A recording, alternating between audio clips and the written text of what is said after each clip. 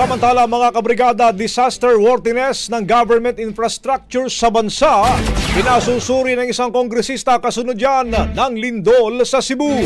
Brigada Haji Caaminio, ibrigada mo! Brigada! Live report! Nanawagan si Bacolod City Representative Albi Benitez sa gobyerno na magsagawa ng masusing review ng mga infrastruktura sa bansa upang masuri ang katatagan ng mga ito laban sa natural disasters gaya ng lindol. Ayon kay Benitez, bagamat hindi pa naisa sa ilalim sa assessment ang pinsalang idinulot ng magnitude 6.9 na lindol sa Cebu, mahalagang alamin na agad ang disaster worthiness ng lahat ng public infrastructures. Kailangan anyang tugunan ng pamahalaan ang pangamba at kawalan ng tiwala ng mamamayan sa mga strukturang ipinatayo na ibinunyag na substandard at nagdudulot ng banta sa buhay at kaligtasan sa bawat kalamidad na tumatama. Punto ni Benitez, dapat na isiwalat ang mga palpak na trabaho at parusahan ng mga nasa likod nito at pagkatapos ay siguruhing hindi makakapinsala ng buhay at ari-arian ang public bidding, tulay o kalsada. Bilang lead convener ng Visayan Bloc sa Kamara, nakikiisa ang kongresista sa mga naapektuhan ng kalamidad.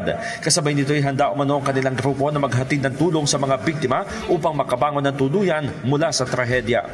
In the heart of changing lives, ako si Brigada Haji Caaminio ng 105.1 Brigada News FM Manila, The Music and News Authority. Ang bahaging ito ay hatid sa atin ng Yummy-Vit ES3 Syrup. Simulang tuparin ang pangarap ng iyong anak. And starting now,